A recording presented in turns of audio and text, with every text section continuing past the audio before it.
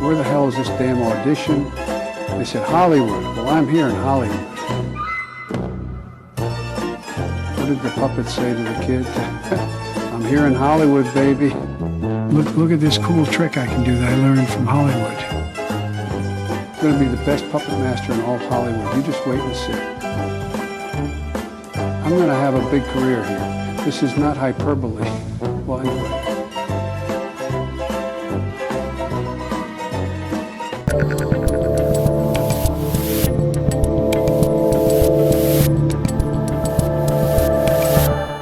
All right, people, I'm Dave Rubin. This is the Rubin Report on February 6, 2025. We are on your electronic devices, live streaming via Rumble, YouTube, and Locals. We are doing a community Q&A today, rubinreport.locals.com. Many of you got your questions in. I like the diverse, in the best sense of the word diverse, set of questions that we've got, and for reasons that I cannot possibly explain to you at the moment. This is a pre-taped program, so there will be no post-game show today. If I was to explain to you what was going on, it would be so mind-blowing, so absolutely jarring, your head would explode. And it's like, we don't want that. So we're doing a little bit of catch-up on some of the stories of the week, and then second half, community Q&A, and let's just dive right into it. Bill Gates.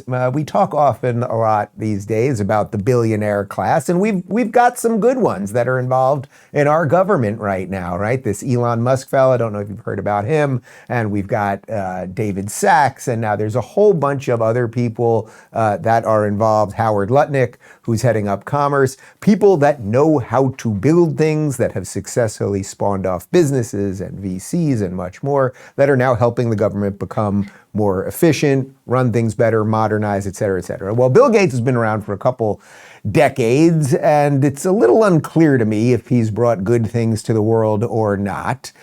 We know that he's been highly involved in vaccinating a lot of people and warning about pandemics and talking about viruses, and he's sort of pudgy and kind of comes off as evil. Well, he was making the rounds on the media over the last couple of days because he's been getting a lot of bad press because people think he's kind of not a great guy at this point. He went over to The View to talk to the Harpies about the next pandemic, and he seemingly knows when it's going to happen. So that seems a little odd to me. Before COVID, you say you spent the most sleepless nights worrying about pandemics. After COVID, has that changed? And if it has, what keeps you up now? Because we all need to know. Yeah, the pandemic, sadly, was fairly predictable, and it won't be the last pandemic. The next one could be far more severe. I mean, this one, it killed millions. It was awful. We got the vaccine. You know, actually, President Trump's leadership was a factor in getting that out quickly, and so when I spoke to him, I said, okay, here's some other medical innovations, including a thing called an HIV cure that could be accelerated. So, we should be more prepared, both for a pandemic. I'd say that's still number one. I was reading, though, that you said the next pandemic you are predicting within maybe 25 years. Is that certainly accurate? we'll have one in the next 25 years. There's even some pathogens out there that we're watching over right now. So maybe 10% chance in the next 4 years. Yeah. I don't like this guy. I don't like his pudgy body. I don't like his sweaters. I don't like anyone that sits like this the entire time. There's something about the posture, and it's like you got all that money and you're sitting like this, and he sort of can't make eye contact with anyone. Yes, it's very brave that you can predict there'll be a pandemic in the next 25 years, Bill Gates. That is very impressive. Also, he's still impressed that Trump pushed through warp speed, even though the vaccine was not a vaccine. I don't know if you've heard this before, but the COVID vaccine did not stop you from getting nor transmitting COVID.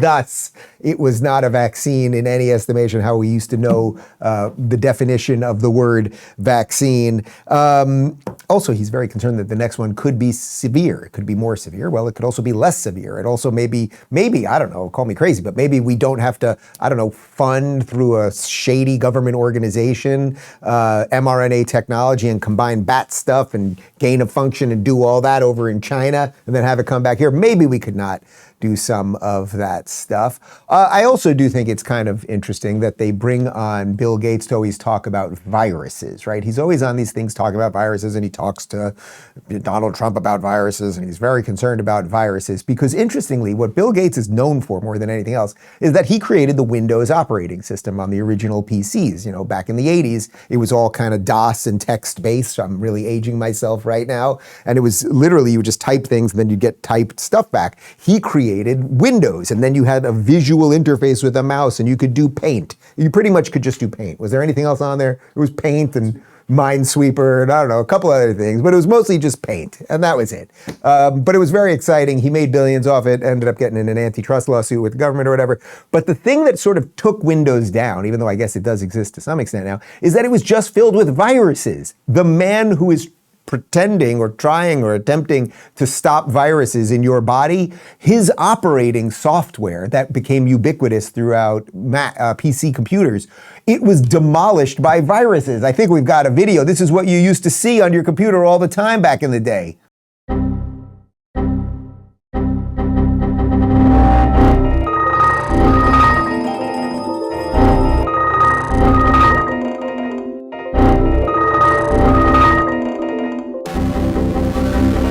That's what it was like if you grew up back then. But look, that's the thing. Like, obviously that's a little over the top, but isn't it a little odd that the man who created an operating software that got overtaken by viruses, and really that's why the Mac then came into being, because the Mac was not susceptible to viruses the way the PCs were. Now he's worried about viruses getting in your body.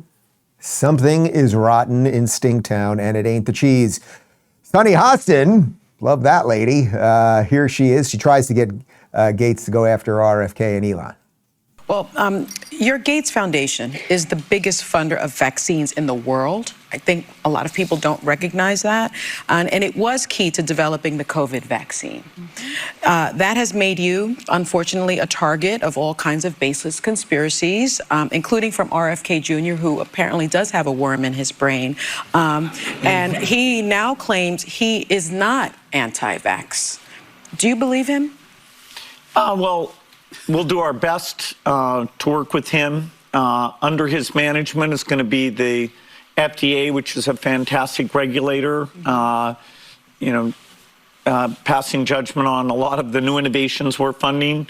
NIH does fantastic research. Yeah. And so those have been partners of our foundation. And, I hope the great scientists there get the support they deserve. Okay.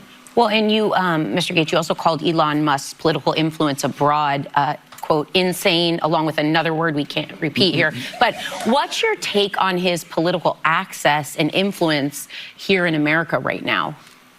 Well, Elon, his private sector work, has been very innovative, really fantastic. A lot of private sector people, when they get into government, they don't take the time necessarily to see what the good work is or why it's structured the way it is. So I'm a little worried, particularly with this USAID stuff. Oh, we'll have more on that in just a second. Everything about this guy and the way they pay deference to Mr. Gates. And, oh, you have more vaccines out there than anyone. Okay, are they killing people? Are there side effects? Do people even need them? He's getting awfully rich on it. And also, he's suddenly concerned about Elon. Elon's done good stuff, private sector, but, who knows once you get into the government. I mean, there's ways these things are done, and none of it really works. But you can see he's trying to hedge his bets there a little bit because he knows he doesn't want to go too far on Elon because we might uncover some stuff at USAID that maybe there was some weird funding going on with some of Bill's operations. I don't know. Maybe it was elsewhere. Who knows? Maybe, but you better be a little bit careful what you say there. And even with RFK, he wants to say more, right? He doesn't like RFK. RFK wants us to look at vaccines, wants us to look at vaccine. He's a skeptic. if anything, right? He said he's not against vaccines. That's what he said under oath, but he's a skeptic. And again, you're all allowed to be skeptics, and you're all allowed to question the timetables on all of these things and the ages that children should be getting these things, and are there connections to autism and all these things. You're just allowed as a human being, as a free human being with a mind and autonomy. I know they're not big fans of that. You're allowed to question these things, but you can see he doesn't really want to say anything bad about RFK now, because he knows he needs the grant money and the research access and all of that stuff from the NIH, et cetera, et cetera. Now think of this clip was the one that really was kind of getting me, because obviously at Trump's inauguration a couple weeks ago, there were a lot of billionaires standing behind him, because all of these people that have lined up, I mentioned some of them up top, that have lined up to basically say, hey, we will be part of this thing and we will try to fix the government with you, right? Well, Gates was not one of them up there, and here he is on that. Well, they had some VIP seating at the inauguration, and we did notice you weren't there. What do you make of that visual? You know, they clearly wanted to fund the inauguration. They wanted it to be a great inauguration, just for the good of the country, no doubt. I feel we're calling you Bill, Mr. Gates. Shortly before President Trump took office, you had a 3-hour dinner with him, and that's more FaceTime than, as you say, you had with Joe Biden during his presidency. And by your account, you say that you were impressed with him. What are you able to share about issues you discussed? And since he's only been in office 2 weeks, but do you feel like what you discussed aligned with what you're seeing so far? Well, my two priorities in talking to President Trump were the global health issues, particularly HIV and polio. The voters have a lot to be proud of. All right, so look, there's a couple of things here. First off, I just want to say that The View, I know you know it and it's a joke and these women are hysterical and it's awful and all that stuff, but you really need to understand, they look down and read every single question. Every single part of that is prepackaged, and producers wrote those questions. You can see them looking down the entire time. They basically read it word for word, all of them. Just go back into those clips that we showed you right there. Like, nothing of that is organic. Nothing is someone thinking on the fly and having a proper follow-up question. It's all paid propaganda, right? It's a giant network that has PR people that place this billionaire in this case to push his ideas. I also love the question, though, the thing that really annoyed me was that the implication is those billionaires were up there and he's like, and I'm sure it was for the good of the country, with the smile, and then they all cackle. It's like, oh, but everything you're doing, yes, you, Bill Gates, who've become a gajillionaire with vaccines and viruses and everything else, you're doing it always for the good of the country. But no, they can't be doing it for the good of the country. But of course they laugh and everything because they're on his side. So it's prepackaged, it's inauthentic, and it is how they launder the lies, but it is not working much more, and that is pretty sweet. We'll have more on that in just a second, but first let me talk about Prolon. Long work weeks and busy weekends can leave you feeling and looking drained. That's where Prolon comes in, working at the cellular level to rejuvenate your body, support fat loss, enhance skin appearance, and improve energy and focus. Prolon's fasting mimicking diet is a revolutionary plant-based nutrition program that nourishes your body while making your cells believe they're fasting. Developed over decades of research at USC's Longevity Institute and backed by leading medical centers, Prolon helps support healthy blood sugar levels, cellular rejuvenation, and overall well-being. Best part? No guesswork, no meal prep, no complicated diets. Prolon's 5-day program provides everything you need: snacks, soups, and beverages designed to keep your body in a fasting state while still fueling you. And the results speak for themselves. 3 consecutive cycles of Prolon have been shown to reduce biological age by an average of 2.5 years. Prolon is not just another diet, it's science-backed and convenient. To help you kickstart a health plan that truly works, Prolon is offering the Rubin Report listeners 15% off site-wide, plus a $40 bonus gift when you subscribe to their 5-day nutrition program. Just visit prolonlife.com/Dave. That's PROLONLIFE.com/Dave to claim your 15% discount and bonus gift. Reset your health with Prolon today. So as we're breaking down all of this insane government spending and everything else, I saw this one yesterday, and I had to read this to you because it's all being exposed. You gotta love it, people. From Ian Miles Chung on the Twitter. Elon retweeted it. The U.S. government gave the New York Times tens of millions of dollars over just the past 5 years, despite paying relatively little money to the New York Times in years preceding 2021. For instance, in August 2024, the U.S. government awarded $4.1 million to the New York Times. And what you can see on those charts there are the specific agencies and how they were giving money to the New York Times. Now, isn't that a little bit odd? That means that agencies who are funded by your tax dollars then gave money to a place of quote unquote journalism where it's all the news that's fit to print, although it's really all the propaganda that's fit to print, to report on the government and everything else. So you wonder, why have they lied about everything? Because the government was funding them. And again, this is why the Democrat politicians are all freaking out. So Elon was correct to call it, to say the New York Times is government-funded media. Now when I look back and I think about that beautiful, beautiful front page Sunday New York Times that I have over there, it was from 7 years ago or something, where they said that me and Thomas Sowell and Milton Friedman and Jordan Peterson and Ben Shapiro were the head of the alt-right. It's interesting that the government was funding that. Speaking of interesting in the government, there is a woman who married her brother. She married her brother. She was from Somalia. She married her Somalian brother so he could get here. She hates America. She loves Hamas. She's an awful, awful human being. And she is one of the many people that is freaking out right now that we're looking at the books. We're looking to figure out where your dollars were spent. And we're finding out that they were spent on trans comic books in Peru and other nonsensical places.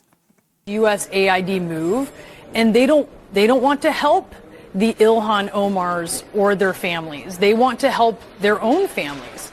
Can you explain to those people why you think they should be interested in helping families like yours?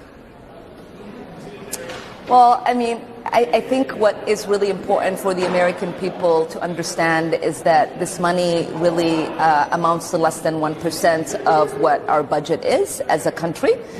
It is money that goes to the most vulnerable around the world.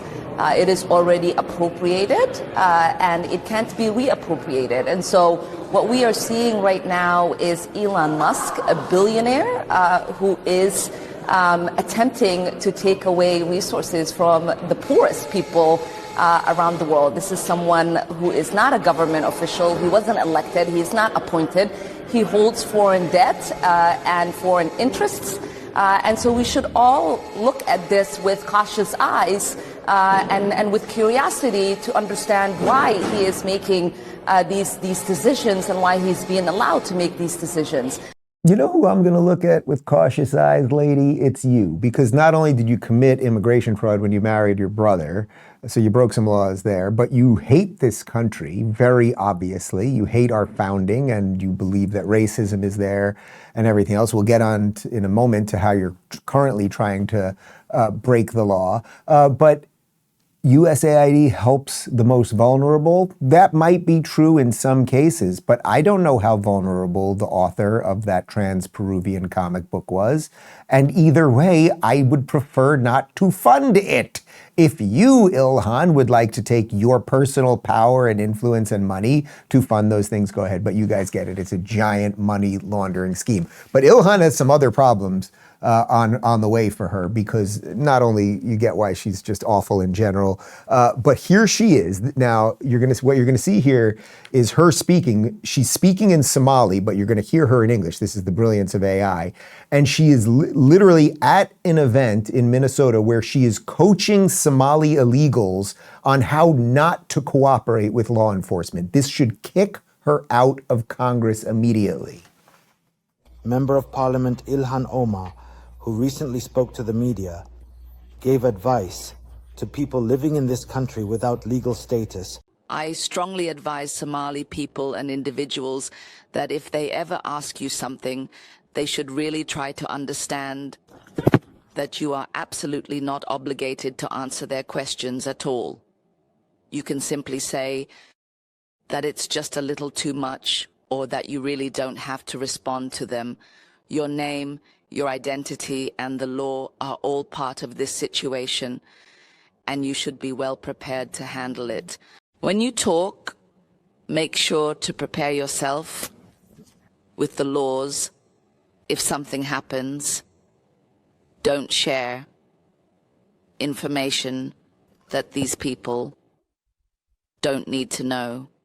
Okay, again, that was translated in AI, but she spoke that actually in Somali. She's very concerned about the laws of the United States while she's telling people who broke the laws of the United States how to further evade the law. You know, I'm fairly certain, lady, that you put your hand on the Bible, although I don't know if you use the Bible or not, I'm guessing not, and you swore an oath to the Constitution of the United States of America to defend the Constitution from enemies, foreign or domestic. I think you are a domestic enemy, but this is the Democrat Party. By any sane standard, regardless of what your feelings are about deportations and what your feelings are about ICE and everything else, having a current sitting member of Congress literally coaching illegal people, not her citizens. You might be able to make an argument if she was saying to her law-abiding current citizens of Minnesota, if she was saying to them, you know, if you're at a protest using free speech and the police comes up to you, here's what you're allowed to say, or something like that. You could make some argument around that, fine. But she is literally telling people who are not her constituents by default because they are illegals, they should not be here in the first place. She's telling them how to evade the law. I get it that the Democrats are radical and have completely lost their minds, but they should kick her out of Congress. And I have a suspicion she is going to get kicked out of Congress. I think between this and marrying the brother, it just seems like a lot. Like, we just need one more, and then I think we're pretty much there. Let me just throw you one other thing that happened. This was on Sunday night, but I wanted to get to it. And then we'll get to the community Q&A. The Grammys happened. I don't know who's singing anything. I don't think I could name 3 current singers. They got, what's her name? The blonde chick, the young girl, you know, Taylor Dane, Taylor Swift. I like Taylor Dane. You give me a little Taylor Dane. Now we're talking. Connor, put up a picture of Taylor Dane. Yeah, that's a singer, Taylor Swift, whatever. Who else is current? Sabrina Carpenter. Sabrina Carpenter. That sounds like you're talking about Karen Carpenter? No, I have no idea who that is. And what about Charlie. What about the Shirelles? Are they still doing their thing? Anyway, there's this Lady Gaga person, and here she is, and she's still going at it with this trans nonsense. I just want to say tonight that trans people are not invisible. Trans people deserve love. The queer community deserves to be lifted up. Music is love. Thank you. Yes! Chop as many genitals off children as possible. Yay. Like, can you believe they're still doing this bullshit? And, you know, put a picture of her back up. No wonder she's into the trans community. She looks like a dude who transitioned to a man who's now back to a woman. Or maybe it was a man who was or a woman who was a man who's, something's going on with her face. It's like, ease up, lady. What are you doing over there? But the fact that Hollywood is still doing this nonsense, you're over 18, you want to wear a dress, chop off your dick, have a party, okay, it's great. But just stop doing it to the kids and leave the queers alone. The homos want nothing to do with you freaks. Let's talk about BHMD1, which would be a much better solution for Lady Gaga's face than whatever she's doing, and then we'll have a community Q&A on the other side. We've been told our whole lives that wrinkle creams were the easiest way to look younger. Now, one doctor says that's nothing but old news. According to Dr. John Lake, the world-renowned Beverly Hills beauty expert, most wrinkle fixes on the market are nothing but glorified moisturizers. They hardly make a dent on your appearance, and some can even be harmful to your skin, he said. Recently, Dr. Lake has focused his attention away from mainstream cosmetic practices. Why? So he can pursue a revolutionary anti-aging breakthrough, one that some experts say could empty the wallets of the cosmetic industry. It's almost like Photoshop for your face. You may even be mad after seeing how easy it is to visibly erase your wrinkles from view, Lake told reporters. His personal clients have dubbed his new do-it-yourself technique the age rewinder method because it can take years or even decades off your appearance in under 2 minutes. In light of this amazing breakthrough, Dr. Lake has released a step-by-step video to the public, free and uninterrupted, where he outlines exactly how to use this simple solution from home. You can find out more about this yourself right now. Go to bhmd1.com/Rubin or click the link in the description box below.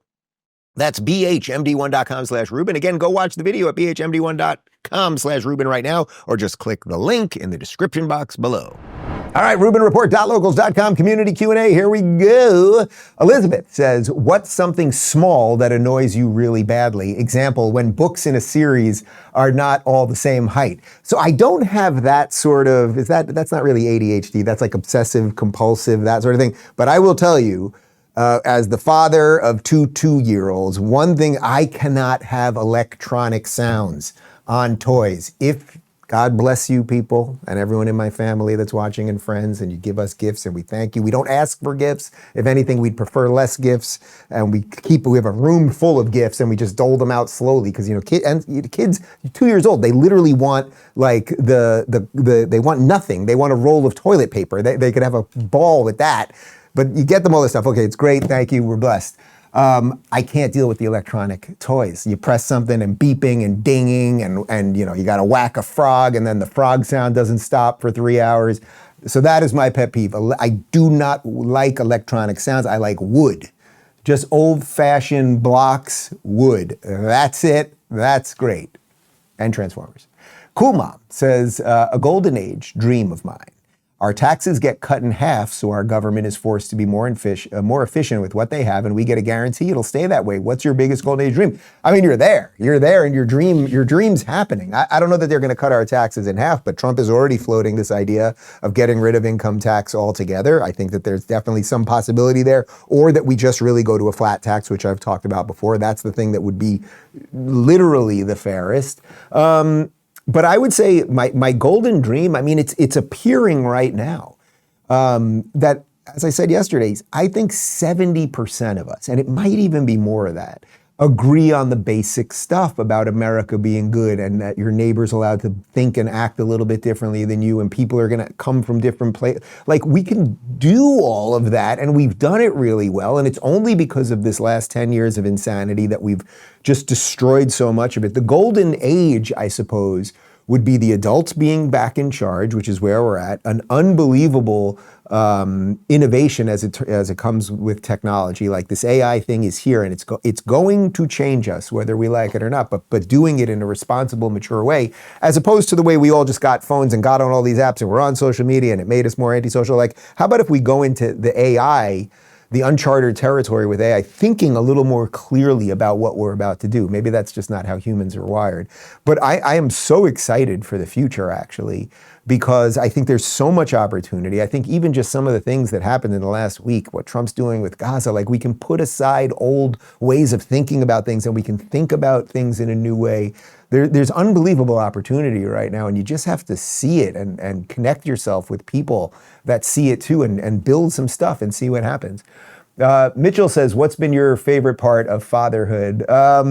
It's really like, it's just great. It really is great. Like, yes, it's exhausting and it's tiring, and most of my clothes are stained in one way or another from acai or markers or whatever, and we've had to repaint walls constantly because they're always running around, because I'm bad with this, the Sharpie, so there's just Sharpie all over the house all the time. What's the best part? I mean, like, when I see them first thing in the morning, 7 a.m., and they just run at me like, Dad, and they're like the happiest kids in the world to see me, and I'm like, oh, that's pretty cool. Like, that's great. There's just multiple layers. Like, so there's that's just like pure joy and love. There's another version that I think I'm better at being a human because of perspective and the lessons and patience that you have to have as a parent.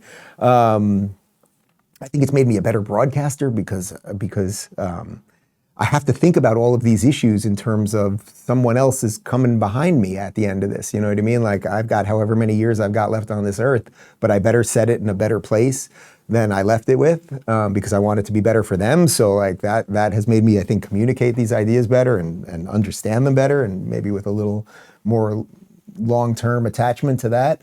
But the best, I mean, the best part right now is just like, we have our living room has become just like a giant pillow factory of all these things that they climb on. And just, 5 o'clock in the afternoon, my day is starting to wrap up, and just like throwing them all over the place and building forts and hiding in tents. And, Justin will say he's Megatron and Luke is Optimus Prime. And it's the fun of, the life thing. It's pretty good. Tappy says, what's the name of your tequila going to be? And can we sign up for a list to get a bottle? Okay, so this is it, people. The tequila is in America. It is at the warehouse. And I believe that tomorrow, Friday, I will be able to officially launch the website and announce the name and all of that stuff. That is where we are at the moment. So I've held the name back for this entire amount of time. We are going to be at a couple stores to launch in the Miami area. Our warehouse is in Miami. So if you order it online, which obviously most of you guys are going to do, if you're on the East Coast, you're going to get it, probably in a day or two. West Coast, it'll take a little bit more time. But as I've said before, it is a beautiful, delicious, exquisite tequila made the right way, and I cannot wait to share it with you. We're going to do all sorts of, I'll sign some stuff, and we're going to do some specials for our locals audience. I want to make sure they have access to the first cases and all of that. And just give me another, I think maybe we'll be able to launch the website tomorrow. So it's ready to roll. I just want to make sure everything's fully there and ready and the logistics are all taken care of. And we did not get hit with the 25% tariff. And Scheinbaum over in Mexico did what she had to do. So thank you, Donald Trump. Talway says, what are your thoughts on Doge discovering USAID was funding the mainstream media attacks on Rumble and on X? So actually, I don't know about that portion specifically. Maybe we can do a little quick dig on that. But as it pertains to what I just read to you related to the New York Times, they were funding the New York Times. We know that they gave $8 million to Politico. So think how the lying, how the laundering of the lies goes. USAID funds Politico. Politico gets an anonymous source on Capitol Hill to say this about Trump or this about Biden or whichever way it is. Then Chuck Todd goes on Meet the Press, and Chuck Todd reads to another politician, a source at blah, blah, blah, told me this about Donald Trump. And then you can, at Politico, told me this. So you can see it. This is how they launder all of the lies. It is absolutely wild. And okay, so we're getting some info now. This is from Chris Pavlovsky, who's the CEO of Rumble. He said, USAID funding corporate media is the biggest scandal of 2025. In essence, the Biden administration was paying the media through USAID to attack the likes of Rumble and X, advocate for censorship, and install their own government in the USA by attacking the opposition party. All right, so there obviously will be more on this. I'd like to dive a little bit deeper in that, and I'll talk to Chris about it, but none of it all makes sense to me. That's what I said to Phoenix right before the show started when we were going through this. Every bit of the attacks now, how they launder the lies. I mean, I just explained it. So then the government funds Politico. Politico then gets their articles written on Meet the Press as if they're real, but now we know they were propaganda. And then you wonder how all of this happened. And at the same time, Chuck Todd cuts to commercial break on Meet the Press, and it's brought to you by Pfizer. You get it. We've all seen through it. And now to watch these hysterical people, we showed you a whole bunch of them yesterday, defending USAID, and that Ilhan Omar is very upset that we're going to end USAID. It's like, what really is behind all of that? I think that's what you're protecting, not the most vulnerable lady. Let's talk about Rumble Premium, and we'll have more. Free speech is under attack, but Rumble refuses to back down. Rumble has always believed in empowering voices no matter how unpopular. And now Rumble's taking that fight to the next level. When major advertisers conspired to pull their dollars, even brands like Dunkin' Donuts turned their backs, labeling Rumble as having a right-wing culture. But Rumble's not here to fit a mold. It's here to defend free expression for everyone. To strengthen this mission, Rumble is launching Rumble Premium, an ad-free experience packed with exclusive benefits for viewers and creators. More than a subscription, it's a stand for free speech. Your voice matters. Join Rumble Premium today. For a limited time, get $10 off an annual plan with promo code Rubin at rumble.com/premium/Rubin. Whether you subscribe or just keep watching, your support keeps free speech alive. Let's turn the tide together. Florida Man Chuck says, do you think Doge's transparency into government waste has swayed more people, or do you think their hatred of Trump and Elon is too much for them to see how bad things have been?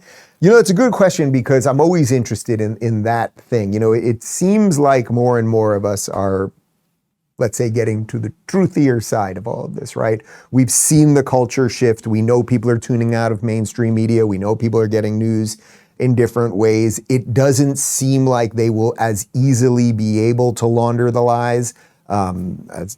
Just what I laid out on how they were doing it through Politico and then through mainstream media. Like, none of that's really working, but it is a little hard to gauge. Even for me, we all live in our bubbles, and it is hard to gauge how many people are still brainwashed by all of this. When I say that it's like roughly 70% of us that get it, let's say, that still love this country and want things to be right for whatever our political differences are, I'm guesstimating on that. And the question is that 30%? How violent will they become? Do they really believe it? How many of them are willful idiots? How many of them are just pawns? Who's pulling the strings? I mean, we're unfurling so much of all of that, but getting people out of their little bubbles and really still converting people. Look, I think the best way I can answer that is Trump is right. What is his best revenge? It's success. And the more that the country becomes successful to the point that you can't avoid seeing it, right? And there's always ways that they can do smoke screens and make you think that good things are bad and everything else. But if the economy just keeps going well, and if the world becomes more peaceful, and people feel it in their bones that, oh, this isn't so bad, right? Like, I guess these aren't Nazis and everything else. If you let some of those people come to what is the obvious true conclusion, then you keep bringing them over. So as long as we keep aiming towards success, I think that's the answer to all of this. Marcus Ferrelius says, how is it that the Gazans, with the billions in aid they've received, haven't made it an oasis, but instead chose to build the most complex underground tunnel system in the world today to hide like cowardly rats? How is it? Well, they are a twisted, evil, Islamist, jihadist, terrorist organization. They had every bit of advantage in the world. More money has been pumped into Gaza than probably any other place in the world. This is international organizations like UNRWA exist only for them. They've created insane conditions for these people to succeed. And I read you that tweet yesterday from Times of Israel columnist Haviv Redig Gur, and he was talking about how this place had every opportunity. And every time they should have built something like a civil society, they decided to build rockets and terror infrastructure and underground tunnels. They literally were given water pipes to build a functioning water system, and water can still be a little hard to come by in that part of the world. And so where Israel made desalination plants and now literally exports water to some of their enemies, like in Jordan, even though there's a cold peace, they decided to turn the water pipes into rockets, literally. And it was bad for Israelis and it was bad for Gazans. That's what they've done. As I said yesterday, there has not been one Jew living in Gaza since 2005, 2006 during the disengagement. And they could have had whatever they wanted with an unbelievable piece of real estate, but they squandered it away. They voted for Hamas. Hamas then never has had elections since around 2008. But they've decided that their number one thing was let's kill as many Jews as possible. And congratulations, it's not getting you a state. You never had a state. You weren't even a people pre, 1964-ish. And you never had a state, you're not getting a state, and now Gaza will become something like the Las Vegas of the Middle East. It will actually be incredible because it will have the security and safety and democracy that Israel can provide on most of its border. And then it has the Mediterranean. It has an unbelievable piece of real estate, and Trump knows a little something about that. But they made their choice, and you know what? Gaza was part of Egypt before '67, so go to Egypt or go to Jordan where it's mostly Palestinian, but you're done over there. You're done just killing people and causing evil chaos and mayhem. You're done, sorry. Larry says, with the Trump administration, there is hope for me as a Cuban to see the regime in the island fall after so many decades of suffering. I know this is not something that the US politicians care much about, but do you have any thoughts? Well, I happen to live in the other Cuba, the city of Miami, and most of my friends here, my new Miami friends, are Cuban, and I love Cuban people as a general rule. Like, Cubans love America and love democracy, and Cubans also love to talk. You wanna sit quietly in a room with a group of people, don't hang out with Cubans. Don't go to Little Havana. Like, these people talk a lot, and they love their mojitos, and they love their Cuban sandwiches and all that stuff. But they have an unbelievable understanding of what it was like to live under communism. So the short answer to your question is yes, I do think Cuba could turn, because look what we just talked about with Gaza.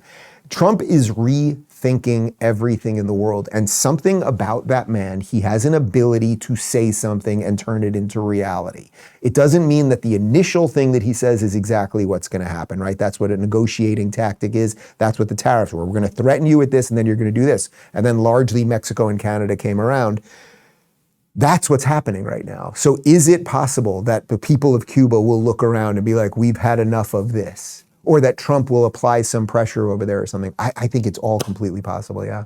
Mark says, have you ever gone floating in the Dead Sea? Yeah, a couple times over the years. I think we have a picture from last time I did that. That's me and Connor and my buddy John, who joined on the trip last time. That was about 2 years ago when we were in Israel. That was the trip we did before October 7th. We didn't go back on that second trip post October 7th, but it really is incredible. So the Dead Sea, which is in southern Israel, it's the lowest point in the world, which does make you think, between the Bible and everything else, like there's something going on there. And basically because the salt concentration is so high, as you can see people behind us, you float, like you can stand right there. But once you get in, kind of above your waist or so, you just absolutely float. You can't be in there for too long because if you got a little cut or something, it'll really start stinging. But it really is wild. People say, well, how did Jesus walk on water? Maybe it had a little something to do with that. I know it wasn't at the Dead Sea, but blah, blah, blah. Like there's just,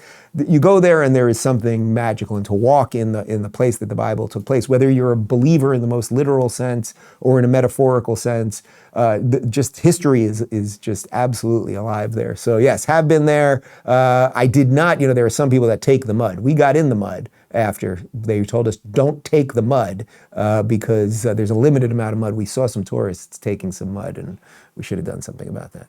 Dina says Trump is walking the walk and showing how strong America can be, but what happens when he exits in 4 years? All of this goes undone or is reversed. I can't, people ask me this. I can't worry about that yet. Like we are in such a good place right now. It's not to say we shouldn't worry about it. And it's not to say they don't have their tricks. And it's not to say all hell couldn't break loose next week. But right now, everything's working. And look, the standard version of this would be that JD would be the presumptive nominee after, and there's every reason to think he will be qualified and ready to rock and pick up the mantle where Trump left it and just run and run and run with all of Trump's, with all of the vision and foresight that Trump has had. So I'm not particularly worried just yet. I don't think you should be worried just yet either. It's like, let's just keep fixing things for now.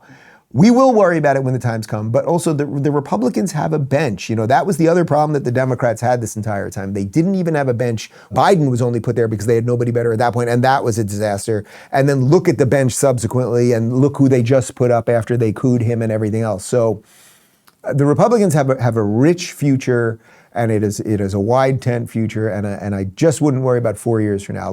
How about let's do this? We'll pick up that question in a year. Let's just see what the next year holds, and then we can start worrying. But yes, he's got one term, and they're going to have to figure it out. James says, Dave, when are you going to do a meetup in New Jersey? Well, I am in the middle of season 4 of my third go-round with The Sopranos right now, so I have been feeling a little Jersey lately. I would like to go to Jersey. I was looking, my man Frankie Valli, 90 years old. He's going to be up in Jersey, I think in a couple months. Maybe I should get up in Jersey for that and do a little meetup, and we could have some pizza, and we could, maybe we'll go down to the Jersey Turnpike. We could take a ride to the shore. I know a guy, a bunch of fur coats fell off a truck. We get some VCRs. You know what I'm saying. Okay, you didn't see me here. Dr. Winery Guy says, is Trump going to release the Epstein list? My guess is yes. Obviously they're doing the RFK stuff, they're doing the MLK stuff, they're clearly with everything the Doge is doing. I mean, we're just getting document after document every day about government inefficiency and nonsense and all that, which we've gone through. So my guess is yes, I think they can probably only do things in certain amounts of time. God knows what releasing that list and the powerful people that are on that list, like what the subsequent problems will be and chaos and everything else. So Trump, look, I think it's become clear Trump is a man of his word, and he said he's going to do it, so I do think he will do it. Shelley says, at the Super Bowl, they are going to have the Black national anthem. Do you think that's appropriate since we have a national anthem? I don't know. I know that I guess that there is a song that is sung at this thing, and they call it, no, that's completely ridiculous. It's racist. I can't believe they're still doing it. Is that a fact that they're going to do that at the Super Bowl this year? They've done it before. It's just awful. There is one national anthem. It's the American national anthem. You should know it. It should be in your heart. You should be able to sing it without reading it. And the fact that they would have like the black, okay, can we get the Asian national anthem? Like how absurd does that sound? How about the white national anthem? Can we get that one? Like, no, they should not do that. I'm going to admit something right now that's going to kill all of you guys. I don't know who's in the Super Bowl. I've been very busy. I've been busy. I'm guessing, is it Kansas City? Kansas City, and it's not Washington, right? It's the guys that beat them. Philly? Not bad. It's, all right, so here, I'm gonna make my prediction right now. Have not watched a minute of football all season, so I think I'm as qualified as anyone on ESPN. It's Kansas City versus Philadelphia. Here we go. So here, I'm gonna give it to you right here. It's gonna be KC 24, PH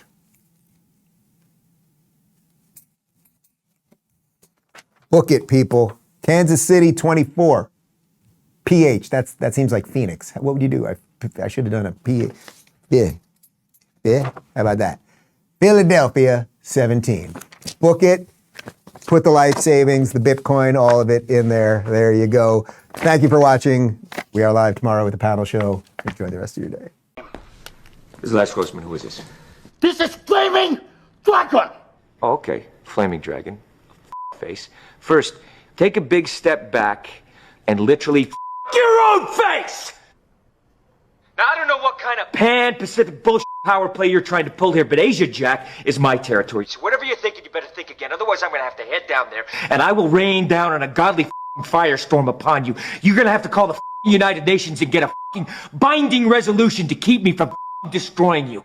I am talking scorched earth, motherfucker. I will massacre you.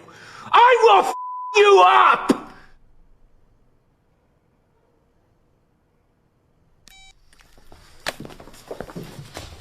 Did you find out who that was? Yeah. Go.